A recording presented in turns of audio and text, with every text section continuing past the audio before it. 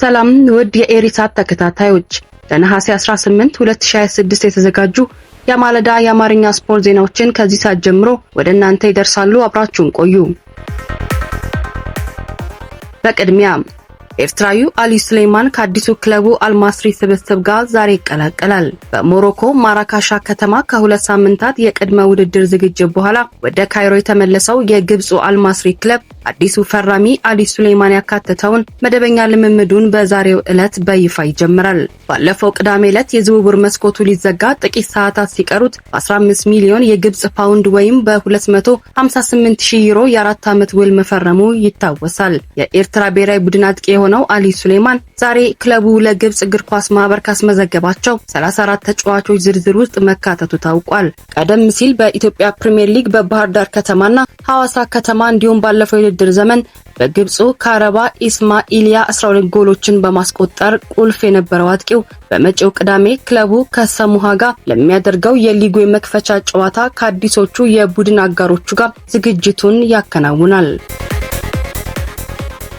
ባርሴሎና የሮድሪን ዝውውር ዛሬ ረፋድ ላይ በይፋ ያስተዋውቃል ተብሎ ይጠበቃል። የማንቸስተር ሲቲውና የስፔን ብሔራዊ ቡድን ስኬታማ አማካኝ ሮድሪ ዛሬ ማክሰኞ ረፋድ ላይ በይፋ የባርሴሎና ተጫዋች እንደሚሆን ይጠበቃል። ማንቸስተር ሲቲ ከባርሴሎና የቀረበለትን የ65.4 ሚሊዮን ፓውንድ ወይም የ76.5 ሚሊዮን ዩሮ የዝውውር ሂሳብ በይፋ የተቀበለ ሲሆን ተጫዋቹም ዝውውሩን ለማጠናቀቅና የመጨረሻ የሕክምና ምርመራዎችን ለማድረግ ትላንት ሰኞ ምሽት ባርሴሎና ከተማ በይፋ መግባቱ ተረጋግጧል።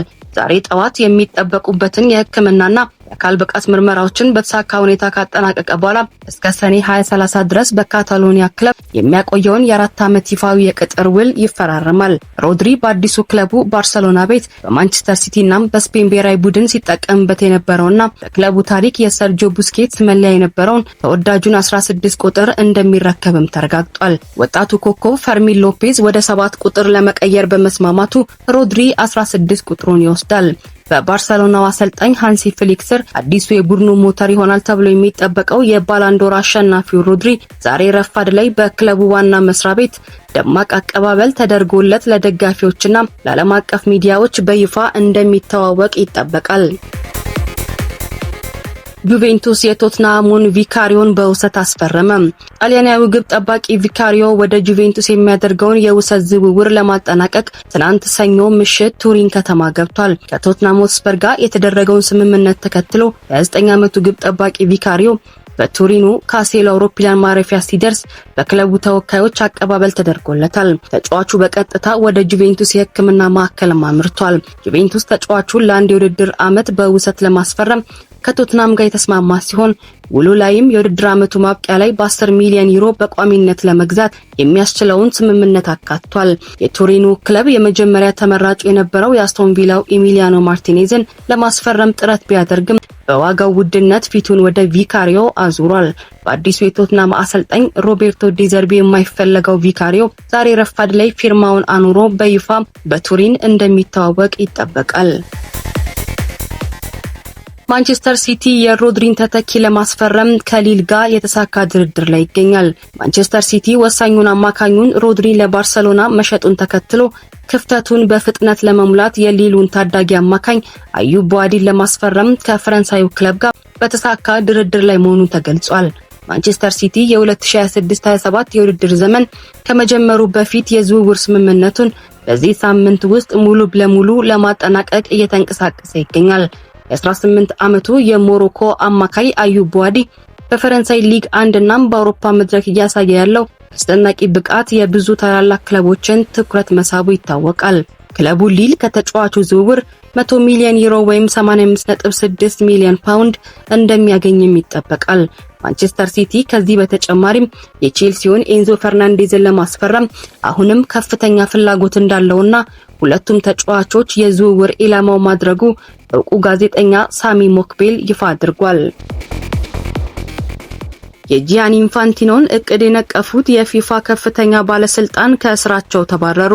የዓለም እግር ኳስ ማህበር ፊፋ ዋና ስራ አስፈጻሚ ኬቪን ላሙር ከማህበሩ ተሰናብተዋል። ከፍተኛ ባለስልጣኑ ከኃላፊነታቸው ሊነሱ የቻሉት የፊፋ ፕሬዝዳንት ጂያኒ ኢንፋንቲኖ የውድድሮችን ከፊል ድርሻ ለግል ባለሀብቶች ለመሸጥ አቅደው የነበረውንና በኋላ ላይ በከፍተኛ ተቃውሞ የተሰረዘውን እቅድ በጽኑ በመንቀፋቸው እንደሆነ ታውቋል።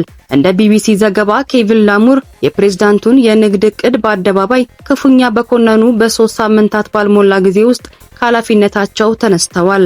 ፊፋ በአስተዳደራዊና በንግድ እቅዶች ዙሪያ የሚነሱ የውስጥ ልዩነቶችን ተከትሎ እንዲህ ያለ ጠንካራ እርምጃ መውሰዱ በዓለም አቀፉ እግር ኳስ ማህበር መዋቅር ውስጥ ከፍተኛ መነጋገሪያ አጀንዳ ሆኗል። የውሳኔ በፕሬዝዳንቱ መዋቅር ላይ የሚፈጥረው ተጽዕኖና የውስጥ ዲፕሎማሲያዊ ቀውስ በቀጣይ ቀናት ሊሰማ እንደሚችልም ተገምቷል። የስኮትላንድ እግር ኳስ ማህበር ለፊፋው ፕሬዝዳንት ጂያኒ ኢንፋንቲኖ ድጋፍ እንደማይሰጥ ተዘገበ። የስኮትላንድ እግር ኳስ ማህበር አሁን ያለውን የፊፋ ፕሬዝዳንት ጂያኒ ኢንፋንቲኖ ለአዲስ የስልጣን ዘመን ለመደገፍ የነበረውን አቋም በይፋ መለወጡንና ድጋፉን ሙሉ በሙሉ ማንሳቱን ቢቢሲ ዘግቧል። ማህበሩ ይህንን ውሳኔን ያስተላለፈው በፊፋ አጠቃላይ አመራርና በዓለም አቀፍ እግር ኳስ ውሳኔዎች ዙሪያ ካሉ ወቅታዊ አለመግባባቶች ጋር ተያይዞ እንደሆነም ተገልጿል። ጂያኒ ኢንፋንቲኖ እንደ አውሮፓውያን አቆጣጠር በ2016 መጀመሪያ የፊፋ ፕሬዝዳንት ሆነው ከተመረጡ በኋላ የዓለም እግር ኳስን በበላይነት እየመሩ ቢቆዩም አሁን ላይ ግን ከታዋቂ የአውሮፓ ሀገራት እግር ኳስ ማህበራት የሚቀርብባቸው ተቃውሞና የድጋፍ ማጣት ስጋት እየበረታ መጥቷል።